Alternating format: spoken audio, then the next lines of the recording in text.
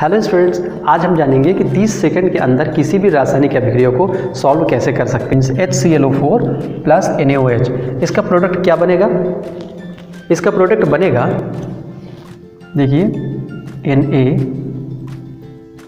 NaClO4 plus H2O।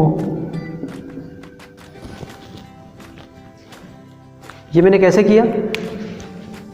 देखिए student, ये बहुत आसान है। आप इसे एक ब्रैकेट में क्लोज कर दीजिए, ब्रैकेट के अंदर वाली चीज़ को एक तरफ और बाहर वाले को दूसरी तरफ लिख लीजिएगा। इस तरह सॉल्व हो गई। तो मैंने इसे ऐसा कैसे कर लिया होगा, इसके लिए 4 आसान नियमों के थ्रू मैं आपको समझाता हूँ। तो आइए शुरू करते हैं। स्टूडेंट्स, रूल नंबर 1 है लर्न केमिकल फार्मूला, यानी सभी रासायनिक यौगिकों के नाम आपको पता होने चाहिए। सभी के ना भी याद हो पाए तो आपको कुछ इंपॉर्टेंट रासायनिक यौगिकों के नाम ज़रूर पता होने चाहिए, तभी तो आप रासायनिक अभिक्रियाओं को ठीक से कर पाएंगे। आपकी सुविधा के लिए मैंने नीचे डिस्क्रिप्शन में एक लिंक दिया हुआ है, उसे आप ओपन करके वहाँ से डाउनलोड कर लीजिएगा, जिसमें इंपॉर्टेंट केमिकल फार्मूले लिखे हुए हैं। तो वहाँ आप उसे याद कर सकते हैं, उसे आप प्रिंट करा करके अपने पॉकेट में रख सकते हैं और जब आपके पास टाइम हो तो उसे मेमोराइज करते रहिएगा, इससे आपको वो फार्मूले याद हो जाएंगे। रूल नंबर 2 है रेडिकल ब्रेकडाउन, मीन्स मूलक कैसे टूटते हैं उसे समझना है। मान लीजिए कोई यौगिक है NaCl, तो इसका ब्रेकडाउन 2 तरह से होता है। पहले वाला पार्ट ये पॉजिटिव है और दूसरा पार्ट निगेटिव है। जैसे एक और एग्जाम्पल देखिए, सिल्वर नाइट्रेट AgNO3, इसके भी 2 पार्ट हैं। AgNO3 के भी 2 पार्ट हैं, ये पॉजिटिव और ये निगेटिव। इसी तरह से H2SO4, आप देखिए इसके भी 2 पार्ट हैं, पॉजिटिव और निगेटिव। इसी तरह से हर इनऑर्गेनिक कंपाउंड को आप आयोनाइज कर सकते हैं। रूल नंबर 3 या लॉ ऑफ अट्रैक्शन रूल कहलाता है कि कोई भी रेडिकल 2 तरह से बना होता है, पॉजिटिव और दूसरा निगेटिव से। जैसे कि मैंने आपको एग्जाम्पल में बताया था NaCl में कि इसमें Na पॉजिटिव है और Cl निगेटिव है। तो ये जो Na पॉजिटिव है ये क्षारीय मूलक है, यानी कि बेसिक मूलक है, और Cl क्लोराइड एसिडिक मूलक है, यानी कि अम्लीय मूलक है।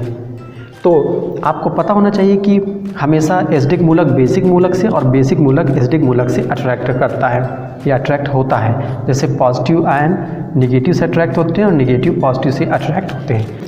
रूल नंबर 4 या स्पेसिफिक रूल में हम देखेंगे कुछ खास जैसे इफेक्ट्स, जैसे कि हीट ऑफ एक्शन। तो इस तरह से इन 4 नियमों की सहायता से हम आज जानेंगे कि 30 सेकंड के अंदर ही हम किसी भी अकार्बनिक रासायनिक अभिक्रिया को कैसे सॉल्व कर सकते हैं। अब आइए स्टूडेंट, इसे कुछ एग्जाम्पल के थ्रू समझते हैं। एग्जाम्पल फर्स्ट है, लेड नाइट्रेट में जब पोटेशियम क्लोराइड मिलाते हैं तो क्या बनेगा।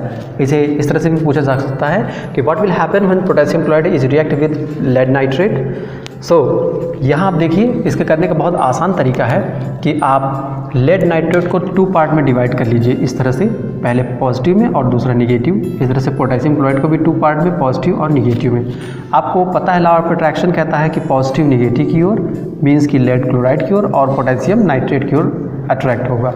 तो इस तरह से जो हमें फाइनल प्रोडक्ट मिलेगा वो लेड क्लोराइड होगा, PbCl। इस तरह से अब आपको मालूम है कि लेड पॉजिटिव है और क्लोराइड निगेटिव, इसकी पॉजिटिव वैलेंसी +2 होती है, इसकी -1 है, इसलिए इसे हम PbCl2 कर देते हैं प्लस। इसमें देखिए पोटेशियम नाइट्रेट से जुड़ा हुआ है, तो पोटेशियम नाइट्रेट की NO3 और इस पर 2 मॉलिक्यूल्स हैं तो 2। आपको ये भी याद रखना होता है कि रिएक्टेंट और प्रोडक्ट दोनों तरफ मॉलिक्यूल्स की संख्या बराबर होनी चाहिए, नंबर ऑफ मॉलिक्यूल्स इक्वल होने चाहिए दोनों तरफ से, रिएक्टेंट एंड प्रोडक्ट तरफ से।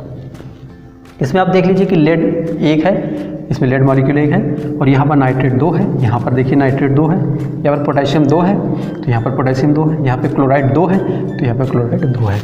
दूसरा एग्जाम्पल देखिए स्टूडेंट, सिल्वर नाइट्रेट में हाइड्रोक्लोरिक एसिड मिलाते हैं तो क्या बनता है। देखिए इसे भी आप वैसे ही कर लीजिए, प्लस माइनस, और इसको भी प्लस माइनस। आपको मालूम है कि सिल्वर क्लोराइड के साथ और हाइड्रोजन नाइट्रेट साथ मिलेगा तो क्या बनाएगा, AgCl प्लस HNO3 से मिलेगा, रिएक्ट करेगा तो मीन्स HNO3 बनाएगा। इस तरह से आपने प्रोडक्ट बना लिया। स्टूडेंट्स, एग्जाम्पल 3 देखिए, सोडियम कार्बोनेट में कैल्शियम क्लोराइड जब मिलाते हैं तो क्या बनेगा। आप वही प्लस माइनस कर दीजिए, ये माइनस, ये प्लस, ये माइनस। आप इसे ब्रैकेट क्लोज करके भी लिख सकते हैं। आपको पता है कि इसका माइनस के पॉजिटिव से और इसका पॉजिटिव इसके निगेटिव से अट्रैक्ट हो जाएगा तो क्या बना लेगा। देखिए कैल्शियम कार्बोनेट CaCO3 और प्लस Cl2 और 2Na मिलकर के 2NaCl। तो इस तरह से सोडियम क्लोराइड बन जाएगा और कैल्शियम कार्बोनेट बन जाएगा। देखिए स्टूडेंट, एग्जाम्पल 4 में लेड नाइट्रेट और प्लस पोटेशियम क्लोराइड, तो आप ब्रैकेट बना दीजिए इस तरह से और इसके अंदर एक तरफ और बाहर एक तरफ। सो आप इसको लिख लीजिएगा पोटेशियम नाइट्रेट KNO3 हमने लिख लिया है। यहाँ पर पोटेशियम नाइट्रेट, यहाँ पर नाइट्रेट 2 है तो इसके लिए हम यहाँ 2 से मल्टीपल कर देते हैं तो पोटेशियम 2 हो जाएगा, तो यहाँ पर 2 कर देते हैं। और lead Cl plus PbCl2 lead chloride और पोटेशियम नाइट्रेट बन जाएगा। स्टूडेंट्स, एग्जाम्पल 5 में बेरियम क्लोराइड को सोडियम सल्फेट के साथ हीट करते हैं तो क्या बनता है। देखिए वैसे ही आप कर लीजिए, ब्रैकेट क्लोज कर दीजिए, ब्रैकेट के बाहर एक तरफ अंदर एक तरफ। तो ये सोडियम क्लोराइड के साथ मिलेगा तो 2NaCl बना लेगा, प्लस बेरियम सल्फेट के साथ मिलेगा तो बेरियम सल्फेट बना लेगा BaSO4। है ना आसान स्टूडेंट्स। अब आइए देखते हैं कुछ मिसलेनियस एग्जाम्पल। मान लीजिए आपसे पूछा जाए कि क्या होता है जब मैग्नीशियम वायर को ऑक्सीजन के प्रेजेंस में जलाया जाता है, Mg+O2। जब मैग्नीशियम वायर को ऑक्सीजन के प्रेजेंस में जलाया जाता है तो क्या प्राप्त होता है। देखिए आप ये 2 कर लीजिए। और जब दो अलग अलग एलिमेंटल फॉर्म में है ये मैग्नीशियम और ये भी अलग मॉलिक्यूल है तो ये दोनों आपस में ऐड हो जाएंगे। छोटे मॉलिक्यूल जिसमें आप आयन में डिवाइड नहीं कर सकते हैं, यानी पॉजिटिव नेगेटिव में आप विभक्त नहीं कर पा रहे हैं, तो उनको आप सीधे से ऐड कर दीजिए। तो ये बन जाएगा 2MgO मैग्नीशियम ऑक्साइड। एक और एग्जाम्पल देखिए, क्या होता है जब कैल्शियम ऑक्साइड में क्लोरीन प्रवाहित की जाती है। तो आप देखिए इसमें भी आप आयन में डिवाइड नहीं कर पा रहे हैं, इसलिए इनको भी ऐड कर दीजिए। तो ये बन जाएगा CaOCl2, इसे बोलते हैं कैल्शियम क्लोरो हाइपोक्लोराइड।